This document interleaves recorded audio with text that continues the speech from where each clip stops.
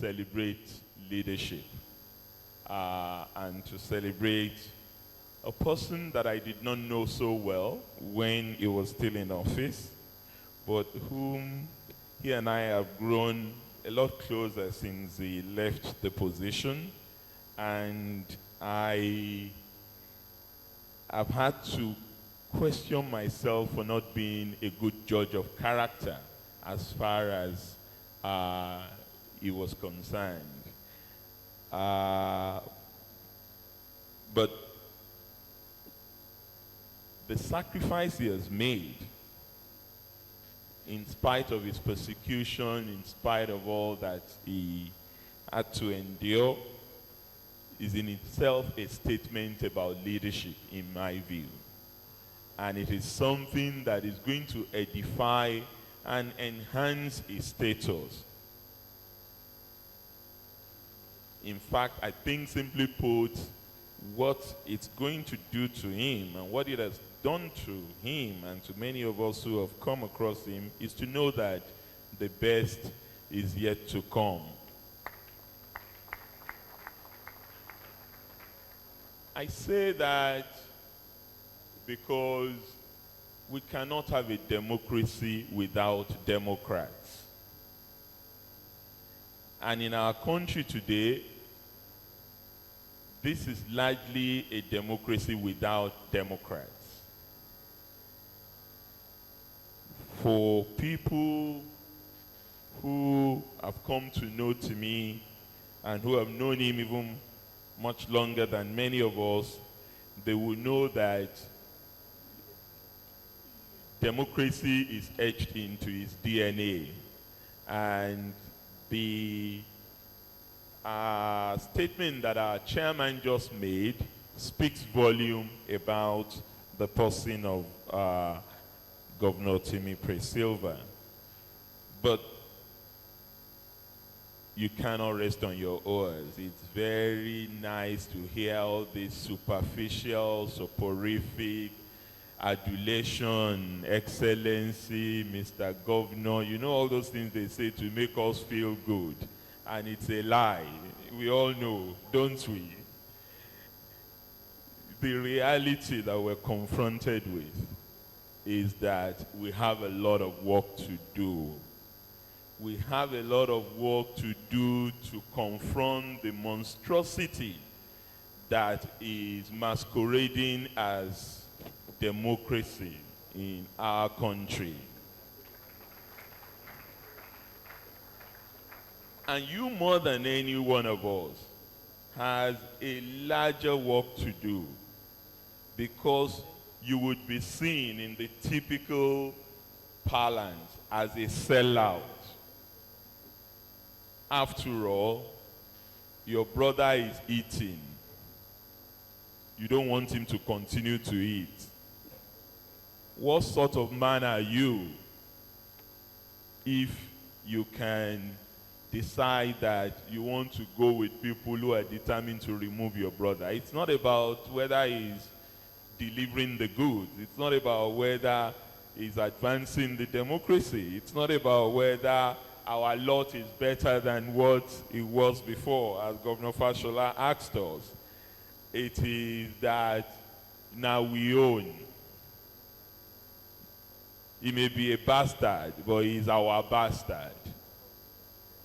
And that is the essence to which I think you must see the work that we have ahead of us. And I know that you are not unaware of this. I know the work you are doing below the surface. I know the number of doors you are knocking in order to ensure that we all get our acts together. We ensure that this train is revved up in a manner that we can provide that alternative that Nigerians are really, really yearning for. And I know that by God's grace, in whose infinite mercy, you shall continue to enjoy wonderful health and decent livelihood. I don't want you to be rich, but decent livelihood of 2 square meals, not 3. You have 50. You can't eat the way you used to eat before. Otherwise, they will start checking your cholesterol and checking your blood pressure and all those things. So they work, and I know my sister will not even allow you to eat the way you used to eat to monitor that health. We have work to do. We shall not give up. We shall not rest on our oars. Happy birthday, my brother. God bless you.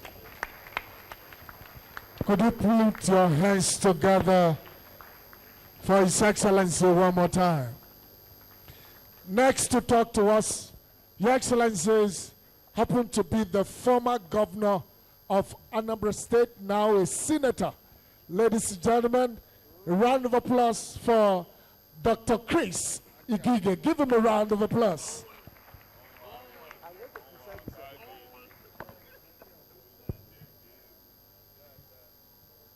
Chairman of the occasion, our national chairman, and principal officers of our party who are here, Excellency governors, and that's serving governors and past governors, members of the National Assembly, our chief celebrant.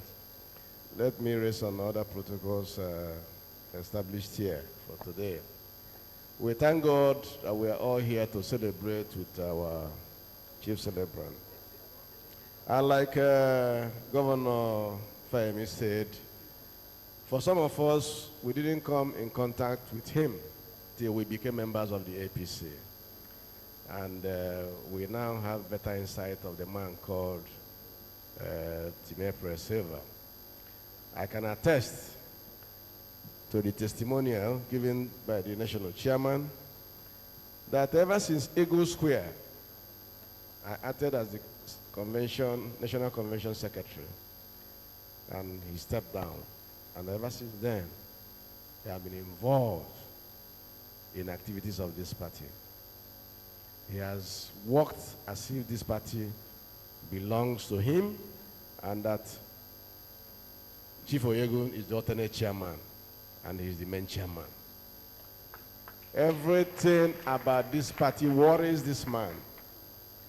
In fact, at the last time we were together in Osun, as a build-up to the election.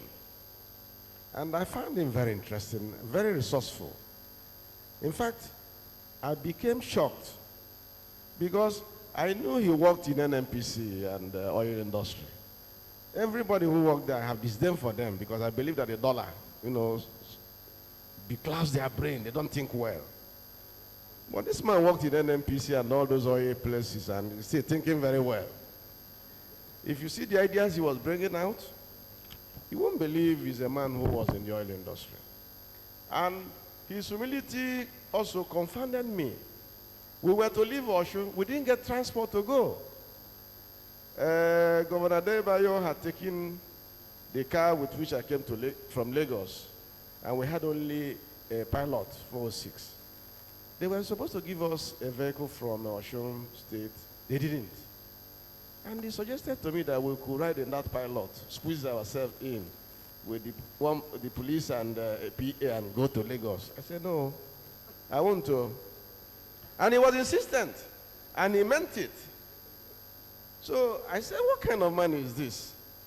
I thought I was the only person who lived a Spartan life. I didn't know that this one is worse than me. So my respect for him soared. I'm telling you, gospel truth. Then let us come to the lecture. Governor Fashola has given us the lecture to celebrate this day for this our great brother and friend, whom I know that God will give more years here on this planet Earth to fulfill the job that God brought him to do here. I don't think God brought him only for Bayelsa State work. No. I believe something greater is coming.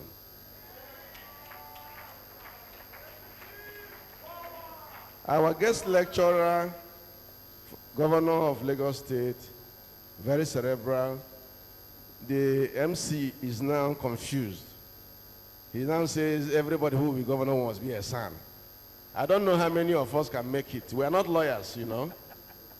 And to buttress that, when the guest lecturer was talking, he said zoologists